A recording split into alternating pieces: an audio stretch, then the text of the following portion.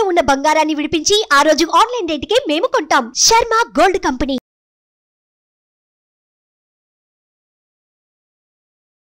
నమస్తే, welcome to Suman TV. నేను మీ యామ్ని.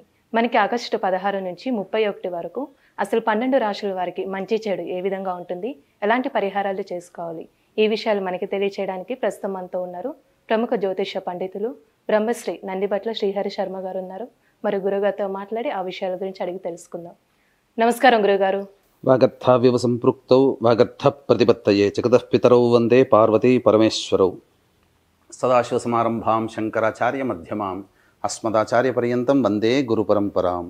ఆదిత్యాయ చ సోమాయ మంగళాయ బుధాయ చ గురుశుక్రశనిభ్యశ్చ రాహవే కేతవే నమః.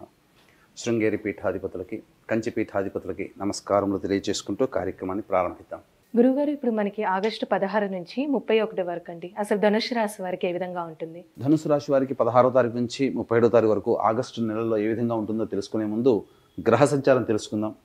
తృతీయ ముందు శని వక్రీకరించడం, చతుర్థ మందు రాహు, షష్ఠ మందు గురు కుజులు, అలాగే రవి బుధ శుక్రుడు అష్టమ మందు మరియు నవమ స్థానం మందు కేతువు. ప్రధానంగా గమనించుకున్నట్లయితే గ్రహ సంచారమే మీకు అనుకూలంగా ఉండేటువంటి సమయం. దైవానుగ్రహం అనుకూలంగా లేని కారణం చేత కొన్ని విపత్కర పరిస్థితులు అయితే ప్రధానంగా గమనించుకున్నట్లయితే ధనపరమైనటువంటి సమస్యలు ఈ యొక్క ధనుసు రాశి వారికి తీరుతాయని చెప్పవచ్చు. అయితే మీ మీద మాత్రమే విశ్వాసం పెట్టుకొని మీరు తీసుకునే నిర్ణయాలే అమలు పరుచుకునే ప్రయత్నం చేయండి. ఎదుటి వాళ్ళ యొక్క సలహాలు సూచనలు కనుక తీసుకున్నట్లయితే కొంతవరకు వ్యతిరేక ఫలితాలను పొందే అవకాశం ఉన్నది. కాబట్టి జాగ్రత్తగా మిమ్మల్ని మీరు నమ్ముకొని ముందు కనుక వెళ్ళగలిగినట్లయితే మంచి ఫలితాలు పొందుతారని చెప్పవచ్చు. ఇక ముఖ్యంగా ఎన్నాళ్ళ నుంచో ఎదురు చూస్తున్నటువంటి ఈ యొక్క జటిలమైనటువంటి సమస్యలకి పరిష్కార మార్గం అనగా కోర్టు సమస్యలు కావచ్చు, భూస్థల వివాదాలు కావచ్చు, ఇవన్నీ కూడాను కొంత కొలిక్కి వచ్చేటువంటి అవకాశాలు గోచరమవుతున్నాయి. అలాగే ప్రధానంగా ఉద్యోగంలో పలు మార్పులు చేర్పులు చోటు చేసుకుంటాయని చెప్పవచ్చు. ముఖ్యంగా బదిలీలకు సంబంధించిన ప్రయత్నాలు దైవానుగ్రహం చేతనే మీకు తీరుతాయని చెప్పవచ్చు.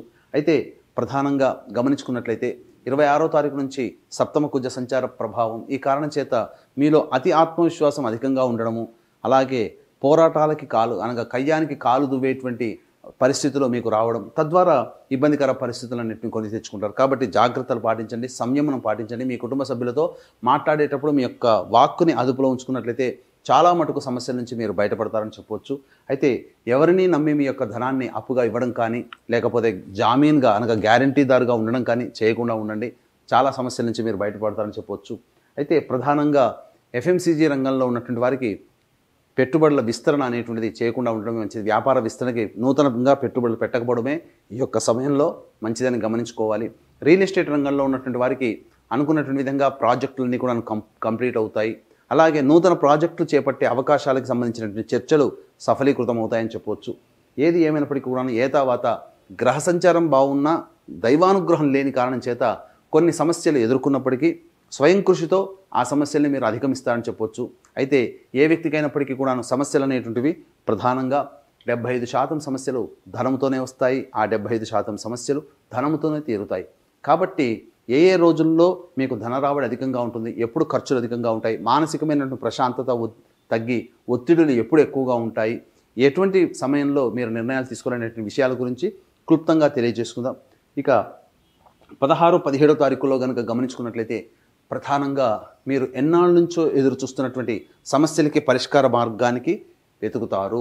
పరిష్కార మార్గం లభించడం ద్వారా మీ సమస్యలకి చెక్ పెట్టవచ్చు, లేదా ఆ యొక్క సమస్యలు పరిష్కారం అవుతాయి. అలాగే ఎన్నాళ్ళ నుంచో చేయాల్సినటువంటి పనులని మీరు పూర్తి చేసుకోవడం, ఒక గొప్ప పని, ఒక మంచి పని పూర్తి చేశాననేటువంటి ఒక భావనే మీ యొక్క మనసులో ఉండడం, తద్వారా సంతృప్తికరమైనటువంటి జీవితం 16, 17 తారీఖుల్లో ఉంటుంది.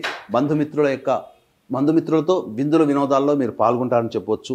ఇక 18, 19వ తారీఖులో కనుక గమనించుకున్నట్లయితే కుటుంబ సభ్యుల యొక్క పనితీరు వల్ల మీకు కొంత బాధలు కలిగించే అవకాశము, అలాగే 26వ తారీఖు నుంచి మీ యొక్క వాక్కులో మార్పులు రావడం, తద్వారా కుటుంబ సభ్యులు మీ యొక్క బిహేవియర్ని కొంత తప్పు పట్టడం, తద్వారా మానసికమైనటువంటి ఆందోళన కలిగే అవకాశం ఉంటుంది. కాబట్టి జాగ్రత్తలు పాటించండి.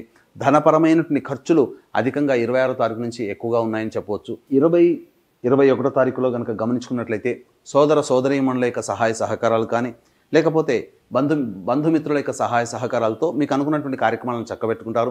రాని బాకీలు కొంత వసూలయ్యే అవకాశం ఉంటుంది. ముఖ్యంగా ధన ప్రవాహం అనగా ధన రాబడి అధికంగా ఉంటుంది.